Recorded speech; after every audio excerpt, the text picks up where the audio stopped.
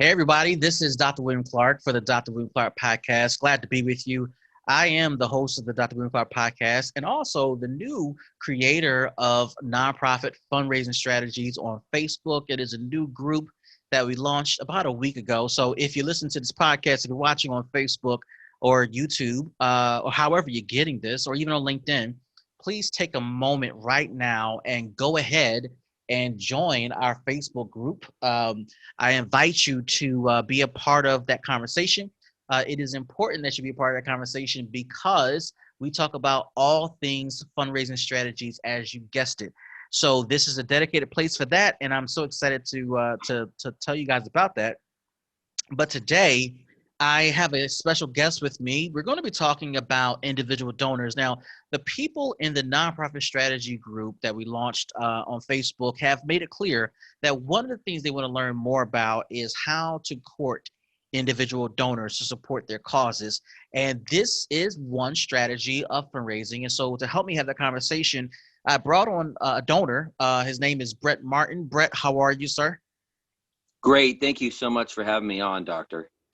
Yeah. Glad to have you on. And Bret, he's going to talk about his perspective as an individual donor. And so, for those of you who are listening to the conversation, my hope is that you engage, that you listen, that you leave comments below, whether if it's in your favorite podcasting platform, or if it's actually on YouTube, Facebook, LinkedIn, or Instagram, etc. Because we want to keep this conversation going. But also, I encourage you guys as you're listening to the conversation to process what Bret is going to share. We're going to have this conversation and dialogue with all of you in mind. So with that being said, Bret, are you ready to get started today with this conversation? Absolutely. Absolutely. Thank you. Awesome. So let's start here, Bret. Tell us just a little bit about you. Okay. So, the most important part about me in this story would be about my father, who started the family legacy business. A lot of times, there are wealthy widows or they're the individual families, whatever. We're not corporate donors. We're that small to mid-sized town where there's a group of families that are donors, and we're one of those families headed out by the patriarch, which is my father. My father was, a homeless teen and a janitor, and worked his way up, and now he's the janitor who owns the buildings he used to clean, and we've got a big portfolio. And so really learning about me really is, I should pay proper deference to my father, who made all the legacy happen. I'm a real estate person. I've been selling subdivisions and doing all of this real estate work under our family's umbrella. My sister's the attorney. My brother's the builder. My father built it all together to have his three children work together in the family business. And now we own and run 1,000 apartments. And I'm proud to say that with our 1,000 apartments, we have made a commitment through COVID-19 to not let a single tenant leave.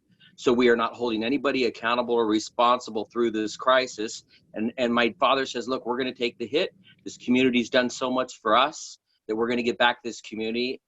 So just going to give you an idea that that's the guy who raised us. That's that common sense old school man that also had the wisdom to build a fortune and care about nonprofits and want to make a difference in areas that affect him and impact him. So I'm following my father's legacy.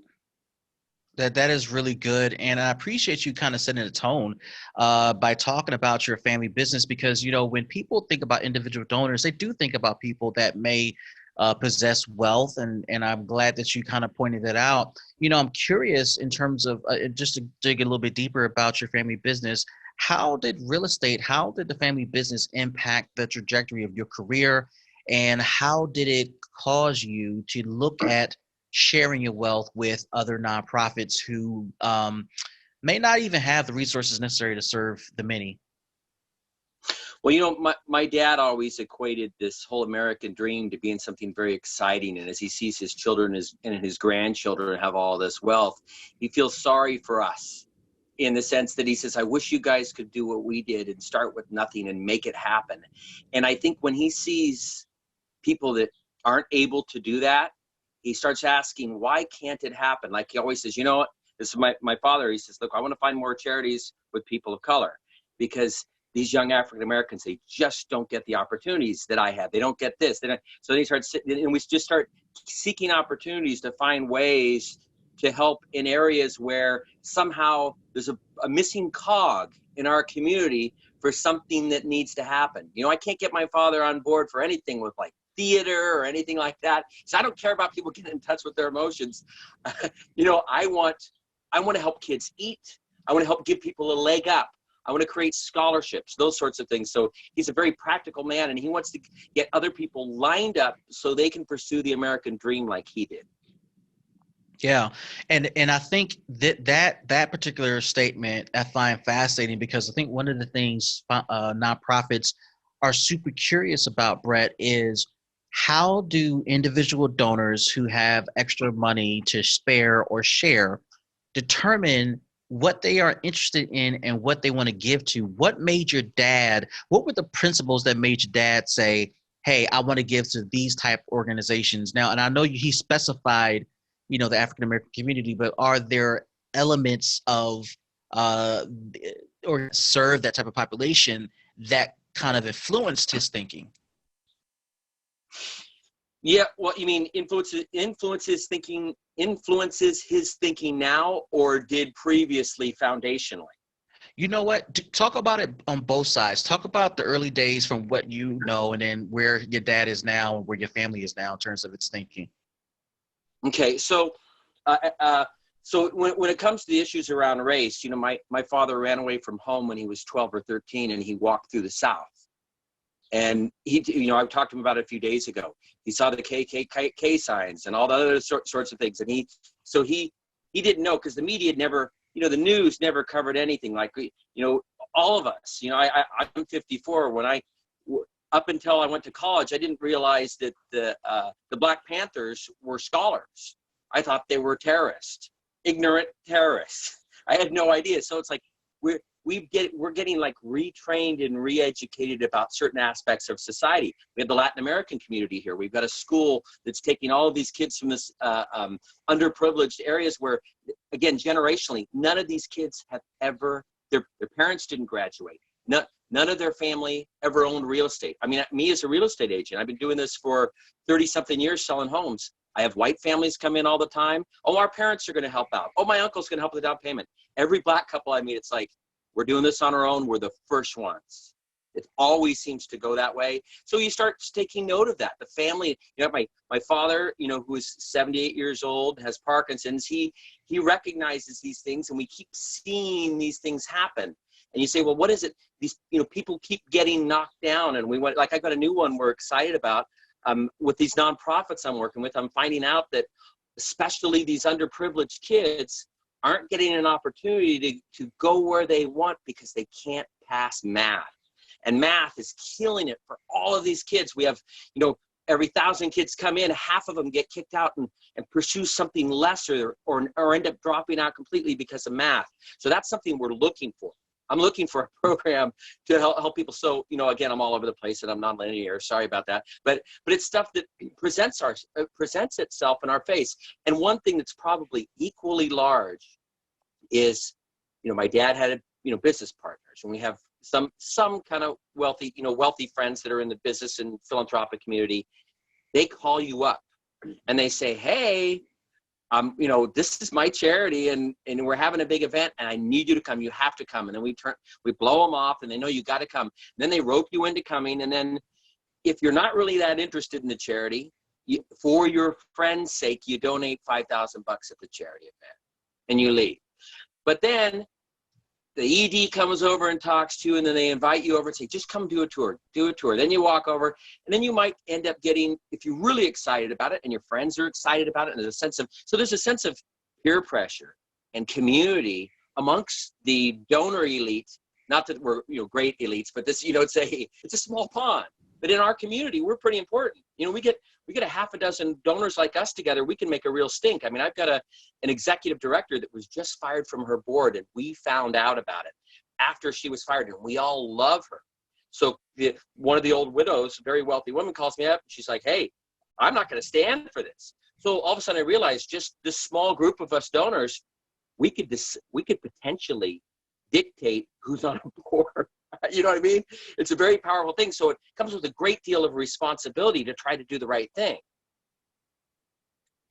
You Anyway. know what I'm taking, yeah, what I'm taking away, because you were talking about your dad and your experience of selling homes, renting homes, and how when you're dealing with the majority population, um, the majority white population in our country who have a support system and infrastructure in place to help finance down payments, monthly payments, etc., and then you encounter families of color, black and brown, who don't have those type of Never supports have. in place.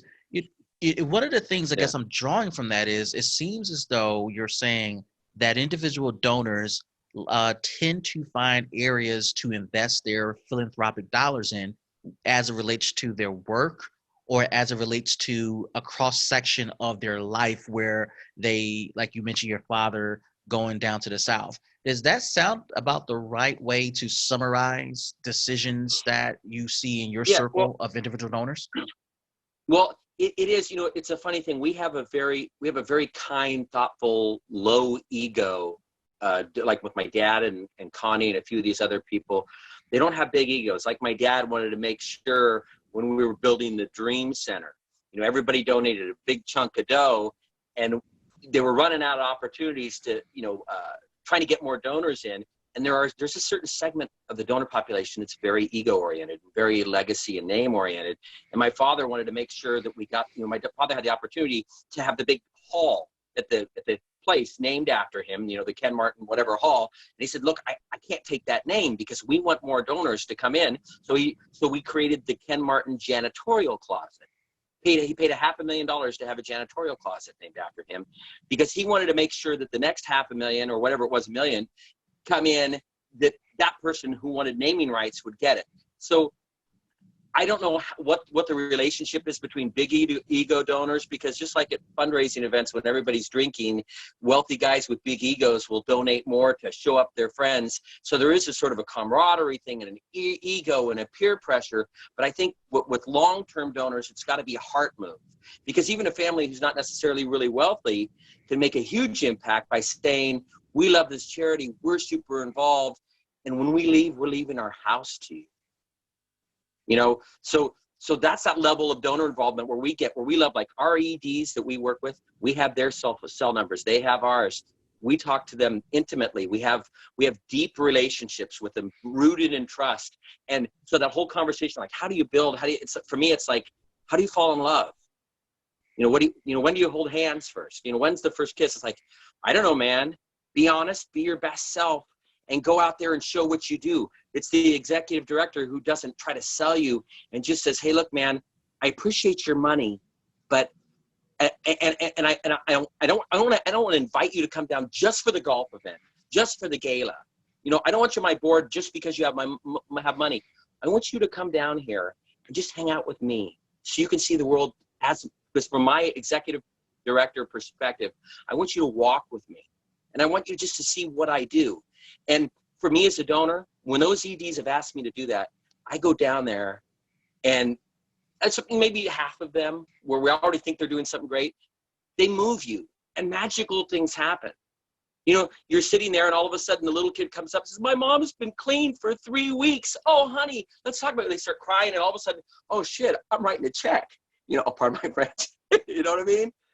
Getting there, because it bothers me when I get calls and they want you to come down there, but it's always a veiled money ask. I mean, I wish people could think long game and have these nonprofits not do, oh God, I'd really love to get your opinion on this. Well, how can I help? Oh, we need $10,000. Well, that's not my opinion. It's like if people get so short-sighted and they can't play the long game. Whether it be, a hustle or whatever it is, you've got to play the long game. My dad would call them, there's a difference between big game hunters and small game hunters. You're a big game hunter, you wait, and you got your big rifle and the quail comes out. You don't blast the quail into a big puff of feathers and scare off the buck. Something my father would say. It's like you build the relationship, and even and we'd say, do you think this guy's hustling us? My dad would say, I don't care if it's a hustle. If the person has the maturity and the patience to cultivate me, I don't care at all. That shows me he or she has the discipline to be somebody that I want to be partnered with. and you know they're going to be around because they have the ability to cultivate relationships. So I want to dig in. I want to dig in a little bit more because now we're moving into the next question, which is what do donors look for? And I want to highlight a couple of things you mentioned. You know, you just said that that nonprofits need to think about the long-term game of cultivation and fundraising, and it requires a heart move. I really like that. You also said don't try to sell a donor and try to play the long game when making an ask. So what I want you to explain to the audience is what is the process that you recommend nonprofits go through to play the long game? Because, you know, there's this philosophy of thought that says, if I have a need, be bold enough to make the ask. And you're saying sometimes foundations or organizations rather kind of jump the gun a bit. So talk to us and walk us through what does it look like to play the long game when appealing to an individual donor? Okay, so if someone's coming in and they're coming to your event every year and donating $1,000 at the event or $5,000, or you just met them this year and they donated $25,000 because they're friends of a friend and they're really rich. You know, those aren't the people you want to go too deep with too soon. It's like if I just met somebody, I could see the nonprofit thinking, look, we just met this new person and they already put X amount of dollars in. We've got to really stay on them. It's like, I think it's more that I think it's wiser to do everything you can to avoid appearing that you're, you know, money hungry, that you're pushy. You know, what I like to, like, I could think of my friend Linda that ran this amazing children's center. She got, you know, $1 million and never asked. And it was all about say, hey, look, I want your check, but can you come down? And again, not come down when there's going to be a lot of fanfare and we're going to treat you. It's that whole thing. We're going to treat, oh, we've got the best meal. We got the best golf. And we got a great speaker. It's like, no, I just want you to come down. This is really, let's get real. This isn't 1-800 for kids. We're not pitching, it's the reason we're donating is because we care. And when you get me educated, passively or actively through what it is you do, I got to get it. And once I really get it, if I'm there in the first place wanting to donate, I'm going to be scrambling my brain trying to come up with creative ways to help that nonprofit. I mean, I reach out to the Gospel Mission, and I don't even do faith. We don't typically even do faith-based donations. But as soon as we realized that the Gospel Mission was the only one taking care of these homeless drug addicts and getting them clean, then we started supporting them. So we call him. My father says, call Jeff and see if they need anything. I mean, so I'd say, stay off the money and stay on the getting them down there. Like I've got friends of mine who've written checks for years, and I say, dude, stop writing checks, because for me as a donor, when you don't just write a check, when you actually physically go down there, you have some of the greatest experiences of your life. This donor thing is very addictive. I mean, running a nonprofit feels amazing. And look, and I've been the board of a nonprofit, and I've started my own nonprofit. But I'll tell you, going down there and making that difference of something that you believe in and you understand how it works, and you put in that money or you put in that time and you make a change, it's like crack. I mean, and there's nothing, I feel selfish. I feel selfish in the giving because of the rush of adrenaline and joy I get. And that's what you want to give those donors. You want to have them addicted to helping your charity, because they know you're practical and you're efficient and you're paying attention to opportunities in that field to make things better. And I get people like I do real estate. Someone's thinking about a building acquisition. So the YWCA, local regional charity, and I will donate. We will donate to the YWCA. We typically don't like to do national, but they have their own funds. They have their own building funds and trusts here that they keep it separate so we can feel safe. That's one of our fears, especially now because of all the states' rights and all the splitting. A lot of donors are not going to want to be donating into charities where their funds are going to potentially get watered across over states. So, I want to keep our money local. But so the lady at the YWCA, the ED, she calls me up and she says, look, you've been in real estate for 30 years. We're thinking about getting a building. I don't want any money from you, Brett. I'm not asking for anything. I'm asking for free advice. So I want to drive you around and show you some real estate. Well, an hour into the conversation, I've already committed to, giving $100,000 down through the charity to help her do it, because I saw the need. She never pitched, and she made it very specific that wasn't going to happen. But you can't stop somebody from wanting to give you money. But let me ask you. So we all in the nonprofit industry would love to be given $100,000. If you're willing to give to Connecticut, by all means, your money will be well received over here. But Yeah. but take us into the mindset though, because when you say that this person didn't pitch you, yet you committed $100,000, what led to that transition where you went from free advice to committing? And I think the part of the struggle I want you to help organization executive directors with is, I have a very specific need. I have a dollar amount. I have a gap need. And I'm listening to this individual donor say, don't pitch me, yet he's committing dollars. How does that pitch process happen without pitching someone or selling someone? Well, I'll tell you, it's an interesting, I was just thinking about while we were talking about it, just going through my mind over the years of the times we got pitched and we asked. Almost every time it wasn't from the ED. It was from a super hyper loyal donor that the other donors had a relationship with.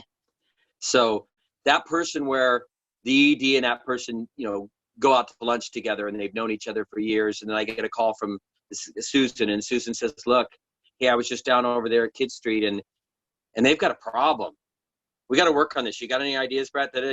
So, and sometimes the EDs, when they if they've got that person, this one lady, Susan, she's amazing.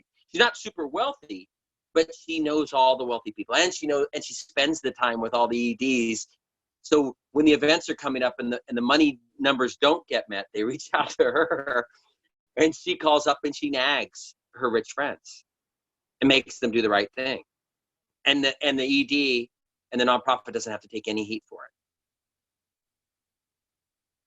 I mean, it works.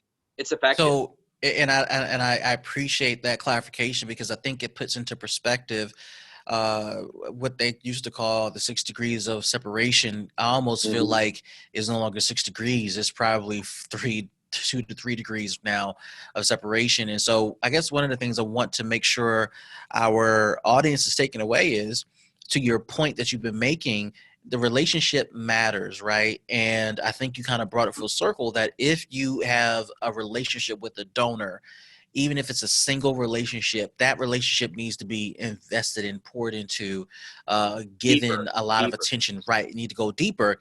And that particular donor then becomes the evangelist, the spreader of the gospel of your nonprofit, who then can rope in people like Bret. Does that sound about the right? You are absolutely right. So I'd say if the Vanderbilts, and the Vanderbilts are good friends with the Van Cleefs are good friends with the Johnsons, that work with them at the insurance level, but they're not really wealthy, but they still go to dinner parties together.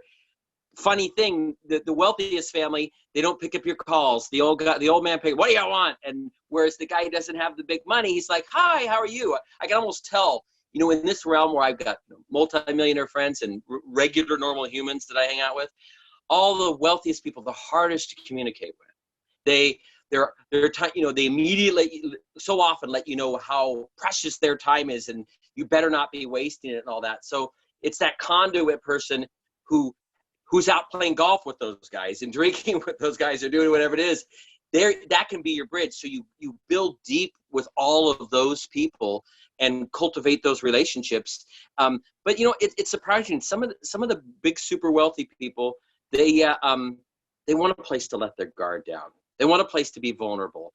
They're a hard ass at work all day, but they want a place where they can be charitable. And look, here's stuff that excites me. So there's a medical group, and I didn't know much about them, and Connie made me go down. So we went down there and we started checking it out.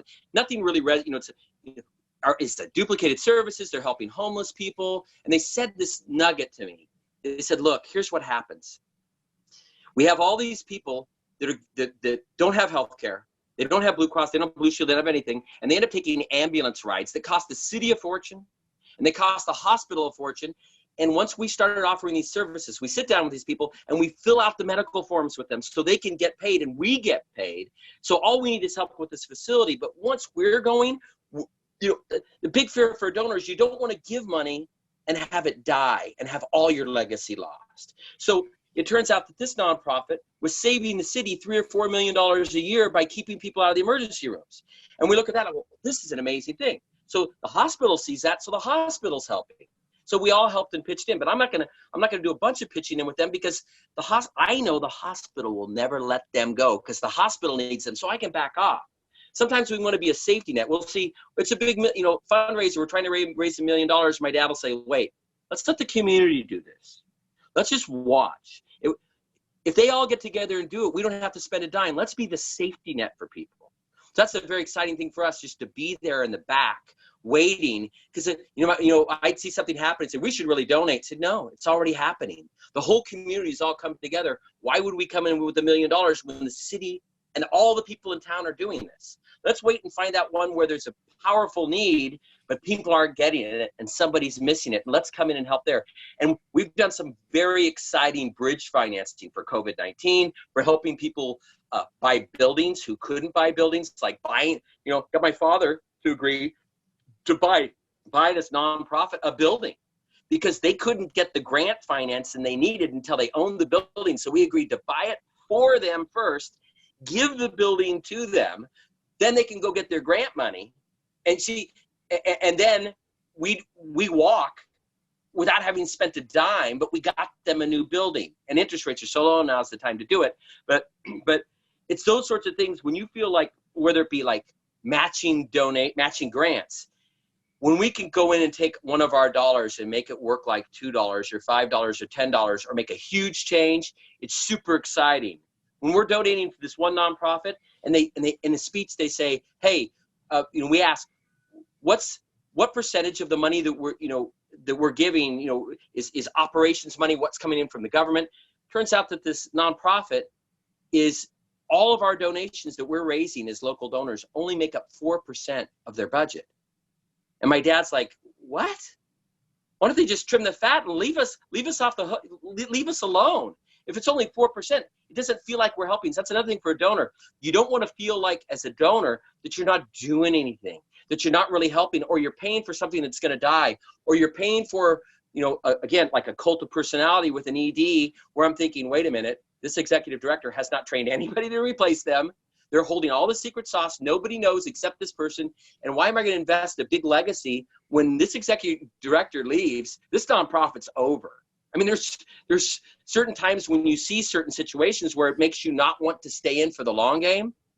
And I've had questions. So there's a lot of like mental triage we're doing about how we keep our value for that building. Because, we've been stung.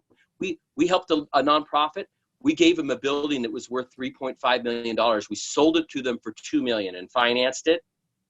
They got in trouble 6 months later and sold it and walked with $1.5 million cash.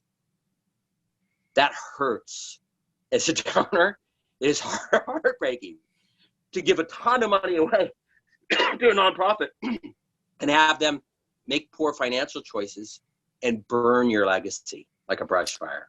Yeah, I can't speak to that, but I definitely believe you in terms of how that might have made you feel. And I think in terms of response to your dad about trimming the fat, one of the interesting things that I think needs to happen between donors and nonprofits is co-education. So Yes. You've been educating, the nonprofit world today on your perspective. What I would say to donors who are curious about, what's the point of your donation if it only makes up 4% of a greater budget? One of the things that nonprofits are wrestling with all the time is how to pay administration. Most grants don't allow more than 10%, and 10% is generous, but 10% towards administration. A lot of them try to squeeze nonprofits out and say, listen, 5%, 4%, 3% can go to your administration. That's for your ED and all your C-suite people and the back end of back office support. And it's the generous donations and annual giving of individual donors like you that allows a nonprofit to have that type of flexibility. And so I think there is a benefit to that 4% being there because it allows the organization to have the necessary leadership. But this leads me to my next question, Bret, and that is, you started to tell the story about this particular organization who asked for free advice and didn't ask for money. Talk to us about ways donors, individual donors, would like to get involved or wish to get involved with or without money. Yeah, the truth is, honestly, that they don't want to get involved. This is like eating your vegetables. We're too busy.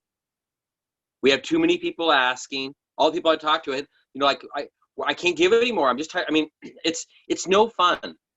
It's no fun being asked for money. It's no fun having to say no, having to go down, having to get all this stuff. It's one of those things where it's like exercising and eating right, things that you should do. The reward is once you've done it, but it's really hard to get people to make that move. That's why there has to be something that feels right, that feels comfortable, that feels inviting. It doesn't feel like a hustle. Again, a lot of people like, hey, it's a golf thing or whatever. My dad never did that. We were never into, wanting to go to the events and having the, and having the fun. You come and have fun. We're going to treat you like a king, and then you're going to get drunk and write checks. I'm sure there's a lot of that happens. I've seen a lot of that happens, but I think it should go a lot deeper. And I think that sharing those, like that 4%, story, like for me, that resonated with me and my dad. No one, if you're an executive director, if you're working in a nonprofit and you say something like that, you should know the kind of impact it's going to have on ignorant donors like us in that area, because it's an area I'm ignorant. You just educated me on it. So it's like, if you're going to drop something on somebody that could potentially be perceived in a way that could potentially turn off a donor, understand that a donor, a savvy donor or caring donor, should always be thinking impact for dollar. Am I making a difference? Am I, and if I hear, again, like I said, that what I'm providing seems like a pittance compared to what it is you need, then one, I feel like I'm almost not even needed. Like when we ask the food bank, hey, how much money do you need? Well, we need $2 million a month. I go, well, we give $1 million a year. If you get in trouble, we can't even help you. Why would I even start helping you guys? I mean, there must be something else that's going to bail you out to prevent you from being gone, and it's not going to be us. We can't be on the hook for $2 million a month, not ever. So I just want to,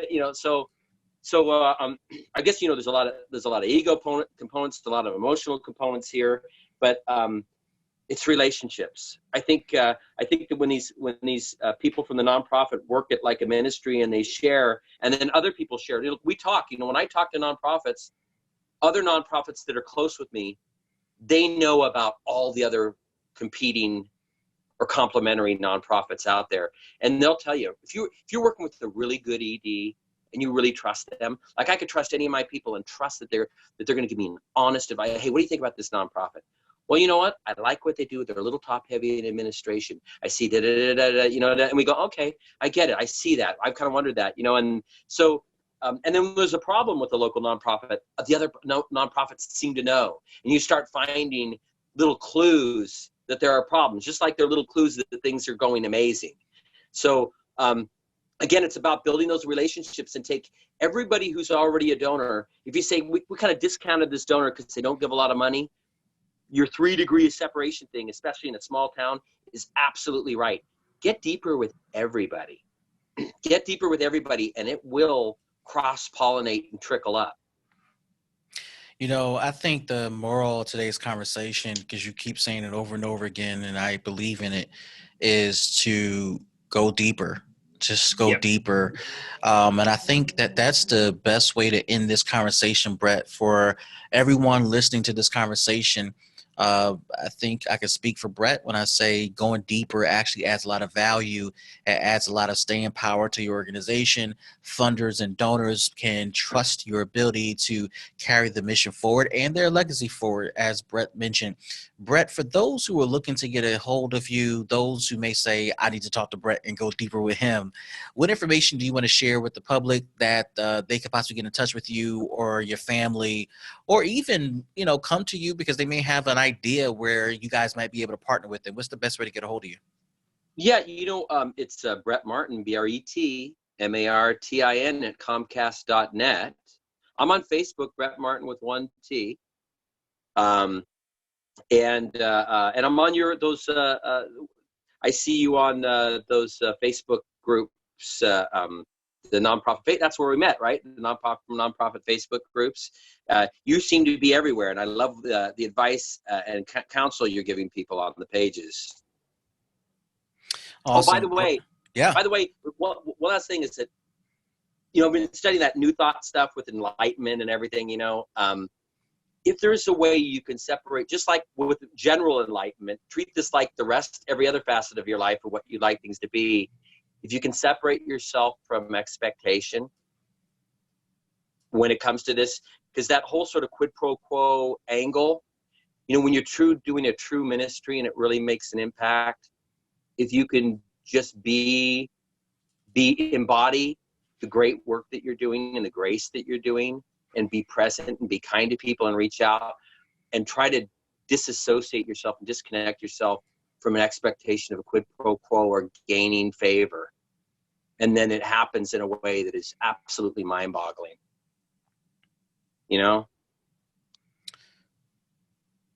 That is okay. I can explore that a lot longer than we have for this podcast. Because, I'm going to say this, especially for newer nonprofits starting out, Bret, there is this connection with every ask every new nonprofit has. And internally, new nonprofits or nonprofits looking to get over the hump are saying, my value is defined by Bret's response, reaction, or his giving. And the truth is, in terms of what you're saying, is when you separate your ego, your self-preservation, your self-assessment from the outcome of this ask, if you will, you'll find that there's more peace. You'll see the lessons learned from a rejection. You'll see the lack of a fit when a donor says no. You'll find out what fits or makes sense for your organization. There are so many things that draw from that statement. But Bret, I appreciate you coming on. I appreciate the conversation. Thank you so much to everyone watching and listening. This is the Dr. William Clark Podcast. We'll see you in the next episode. Peace. Have you ever wondered how large nonprofits consistently generate millions of dollars? Have you ever wondered how to write the perfect grant, or how to successfully manage a grant, or even how to find money beyond grants? Hi, my name is Dr. William Clark, and I'm the creator and instructor of What You Should Know Before Applying for Grants. This masterclass has over 28 modules of training, and it comes with tools, tips, and tricks on how to generate significant money for your nonprofit. Some students have been fortunate enough to build six-figure programs, and others have been fortunate enough to triple their fundraising results because of this masterclass. Whatever your fundraising goals are, this masterclass can help you achieve them. To register your seat, simply go to mysixfigurefunding.com. That's mysixfigurefunding.com, and you'll be taken immediately into our student portal where you can access all of our trainings. You can take the trainings on demand, at your own pace, and at any time.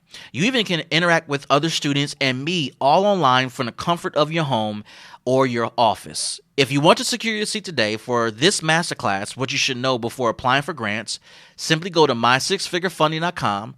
Again, that's mysixfigurefunding.com. And I'm looking forward to learning with you and growing with you as you achieve your fundraising goals for your nonprofit.